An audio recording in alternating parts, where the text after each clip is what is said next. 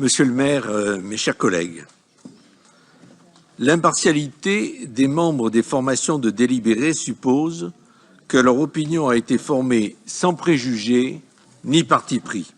Je cite ici la charte de déontologie des juridictions financières. Du siège parisien de la Cour des comptes, rue Cambon, à la rue de Pomègue, plus près de nous, où est installée la Chambre régionale, les magistrats ont prêté serment d'accomplir leur travail en toute indépendance et en toute impartialité. J'aurais pu citer bien d'autres passages éclairants sur les valeurs qui doivent guider les magistrats instructeurs, et notamment celui qui traite du respect des principes déontologiques.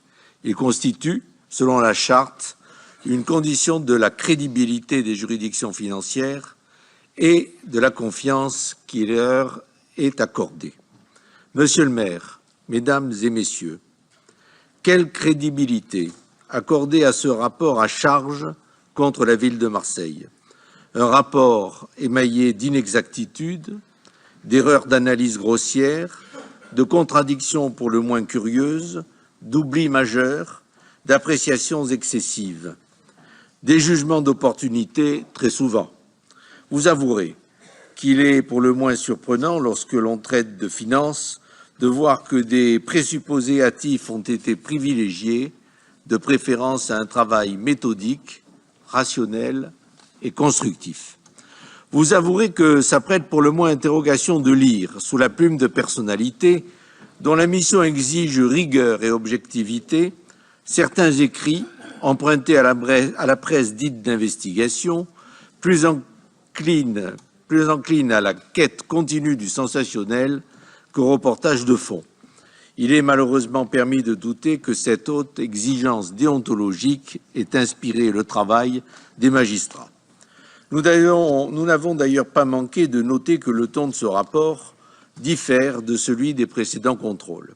Il est vrai que cette liberté était facilitée, sinon encouragée, par un contexte de judiciarisation de l'action publique, à quelques mois qui plus est d'une élection à enjeu national. Au sein de cette Assemblée, j'ai toujours eu à cœur de privilégier la transparence, l'équilibre et, plus que tout, le souci de l'intérêt général et du bon emploi du denier public. Je m'y suis constamment employé, que ce soit aux affaires sociales ou en qualité de maire du 6e secteur, de premier adjoint et comme adjoint aux finances sur ce mandat. En conscience, je ne peux accepter aujourd'hui que l'on assène de telles contre-vérités sur la situation financière de la ville, sur sa prétendue absence d'objectifs et de stratégie, sur la fiabilité même de ses comptes. Je ne peux croire que des magistrats de ce niveau aient pu obstinément passer sous silence l'amélioration tangible, reconnue, des fondamentaux de gestion de notre collectivité. Monsieur le maire, ce n'est pas sérieux. Au-delà de nous, au-delà de la blessure d'ego qui pourrait être la mienne dans l'exercice de la délégation que vous m'aviez confiée, ce rapport, je devrais dire ce réquisitoire, dénigre le professionnalisme de fonctionnaires municipaux dévoués, méritants, experts dans leur domaine, qui ont soutenu par leur travail le cap stratégique que vous nous avez fixé au cours de ces années. C'est dénigrer de la même façon le travail des services de l'État lorsqu'il s'est agi pour eux de vérifier et d'évaluer en juillet dernier les résultats de la ville au regard des objectifs recensés dans le contrat financier qui la lie à l'État. Monsieur le maire, alors que la Chambre s'autorise à affirmer qu'elle ne dispose pas de l'assurance raisonnable que la ville serait en mesure de respecter ses engagements, le préfet vous a félicité. Non seulement la ville a respecté en 2018 l'objectif contractualisé, mais mieux encore, le volume de ses dépenses réelles de fonctionnement s'est situé bien en deçà du plafond autorisé, près de 37 millions d'euros en moins. Les faits sont là et les faits sont têtus, même les journalistes le savent. Ils viennent heureusement contredire les assertions de la Chambre sur des présupposées faiblesses qui contribueraient à aggraver les problèmes financiers de la ville. Quelles sont donc ces supposées faiblesses en termes d'indicateurs et de ratios financiers? Après une nette amélioration sur la période de contrôle, plus 25%, la ville a affiché en 2018 l'un des taux d'épargne brut, 16%, les plus performants des grandes villes de France, ce qui la place au 3e rang, après Bordeaux et Lyon en ce domaine. Permettez-moi de m'étonner que la Chambre n'ait pas relevé cette performance que nous avons réalisée grâce à une maîtrise continue de nos dépenses de fonctionnement et à la dynamisation de nos recettes. Sans être amnésique, chacun se souvient qu'il nous a fallu, dans le même temps, absorber une perte cumulée de dotation globale de fonctionnement de 145 millions d'euros sur 4 ans, c'est-à-dire un manque à gagner pour le moins substantiel pour la collectivité. La Chambre semble pourtant l'avoir oublié. Et pour cause, cela ne servait pas son analyse sur l'augmentation du produit fiscal qui a permis, comme la ville l'a amplement démontré dans sa réponse, de combler la perte subie à travers la dotation globale de fonctionnement et de financer, en partie, la réforme des rythmes scolaires. En euros par habitant, nos dépenses de fonctionnement sont au 4e rang des plus faibles parmi les grandes villes de France, bien que nous ayons dû supporter le coût des réformes des rythmes scolaires et des carrières. Ces dépenses, vous le savez, intègrent la masse salariale de nos agents. Là encore, je ne vous surprendrai pas en remarquant que la Chambre a choisi la période la moins favorable à la ville pour comparer l'évolution de cette masse salariale avec celle des autres grandes villes. Elle dénonce ainsi une progression annuelle moyenne des charges de personnel de 2,1% par an sur la période 2012-2017 contre 1,5% pour les villes comparables. Oui, mais cette variation aurait été de 1,8% pour Marseille entre 2012 et 2016 et même de 1,7% si la Chambre avait pris en compte la période 2012-2018, c'est-à-dire une évolution très proche de celle des villes comparables. Nous lui avons pourtant bien indiqué que l'exercice 2017 était atypique du fait de contraintes exogènes, ce qui tronquait toute analyse objective sur la période retenue. La seule prise en compte du ratio de dépenses de personnel par habitant aurait en revanche été bien plus objective de sa part et bien plus significative en termes de performance dans la gestion du personnel parce que neutre. Tel n'a évidemment pas été le parti pris d'affichage de la Chambre qui aurait été alors favorable à la ville. Je le rappelle ici, pour mémoire, et pour que chacun comprenne bien les raisons de la Chambre de ne pas l'évoquer. Nos charges de personnel par habitant sont inférieures de près de 15% à la moyenne des autres grandes villes. En 2017, ces charges représentaient 590 € par habitant à Marseille, quand elles atteignaient 646 € par habitant à Lyon, 671 à Toulouse ou 828 à Lille.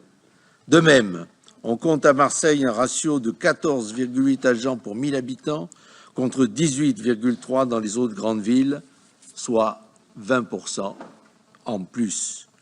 Toujours sur la période de contrôle, et contrairement à ce qu'écrit la Chambre, la ville a développé une stratégie offensive de désendettement. Une stratégie d'ailleurs particulièrement efficace, puisque nous avons réduit l'encours de la dette de 10%, c'est-à-dire de 191 millions d'euros. Vous m'avez bien entendu, 191 millions d'euros, alors que l'encours de dette des autres grandes villes progressait dans le même temps. Et ce n'est pas fini. La baisse de la dette devrait atteindre 270 millions d'euros à la fin de la présente année 2019. Les faits sont là.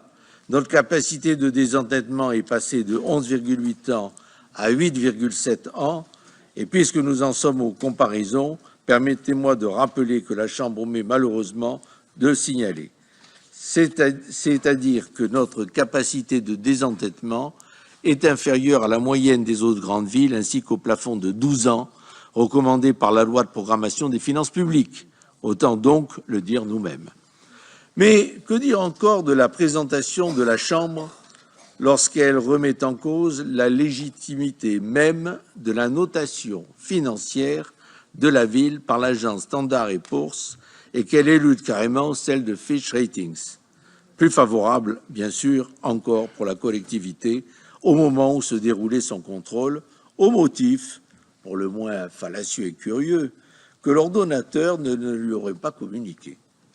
Comment peut-on décemment écrire cela alors que les revues de notation sont publiques et donc accessibles par des magistrats qui ont démontré par ailleurs leur talent pour lire la presse, fût-ce sélectivement?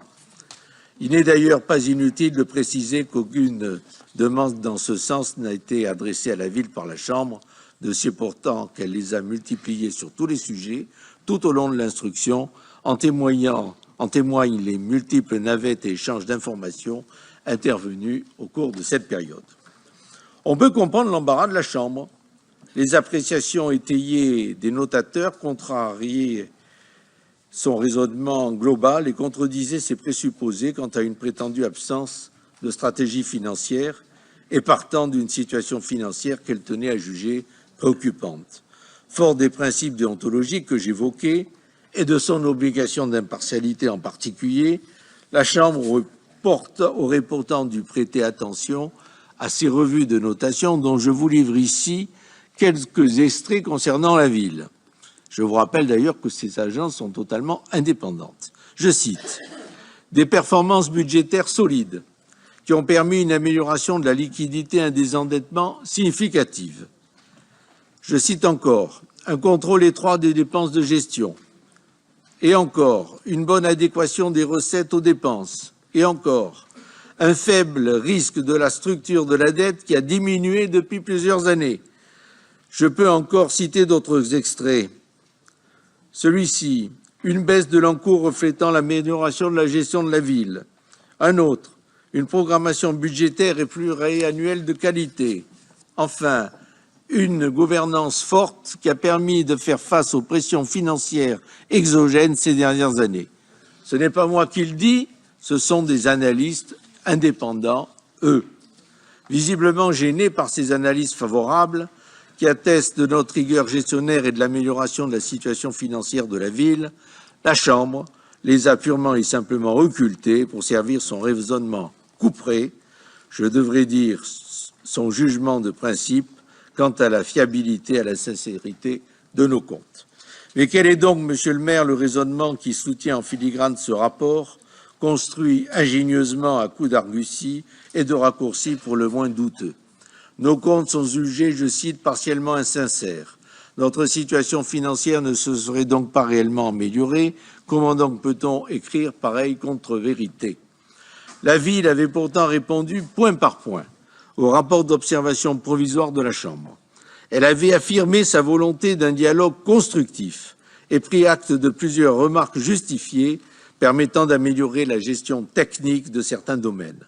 Cela pouvait concerner le niveau de régularisation des immobilisations ou les opérations d'investissement en programmation annuelle qui seront gérées sous peu, hors autorisation de programme et crédit de paiement. Pour le reste, et malgré les éléments incontournables apportés par la ville, la Chambre a persisté dans son raisonnement de principe global, dans ses travers méthodologiques consistant à retraiter certaines données ou en éluder d'autres, essentielles pourtant, de façon totalement incohérente. On a bien compris qu'il lui fallait parvenir coûte que coûte à une conclusion dont elle ne pouvait se défaire puisqu'il lui importait au premier chef de remettre en cause par tous les moyens l'amélioration de la situation financière de la ville au cours de ces dernières années. Je ne vais pas vous abreuver ici de ces arguties sur les provisions, de ces contorsions sur les rattachements de charges ou les restes à réaliser. J'y répondrai bien sûr tout à l'heure si ces sujets ou d'autres sont abordés. J'ajouterai simplement que le point d'orgue de sa démonstration concernant le rattachement des charges, que je m'abstiendrai de qualifier par simple compassion, tombe de fait, puisque, je cite, « la prise en compte de ces rattachements se compense en partie d'un exercice sur l'autre ». La Chambre a repris textuellement cet argumentaire de la ville sans en tirer, bien sûr, les conclusions qui s'imposaient. Rendez-vous compte, il aurait fallu remettre en question la construction même de ce rapport, à charge, et je le redis, seulement à charge, contre la ville de Marseille. Les fiches techniques qui seront diffusées tout à l'heure dans le dossier de presse relatif à ce débat permettront de compléter mon propos en confrontant notamment les affirmations de la Chambre à des chiffres clés incontournables. Vous l'avez dit, Monsieur le maire, vous n'avez jamais été confronté à de tels manquements de déontologie, d'exactitude et d'équité dans un contrôle de la Chambre régionale. Je le déplore bien entendu parce que c'est une atteinte à l'image de la gestion municipale, mais une atteinte aussi à l'autorité de la juridiction financière. Et je m'associerai à vos efforts, Monsieur le maire, pour établir la vérité des faits et des chiffres dans l'intérêt de la ville, mais aussi de la Chambre régionale des comptes elle-même.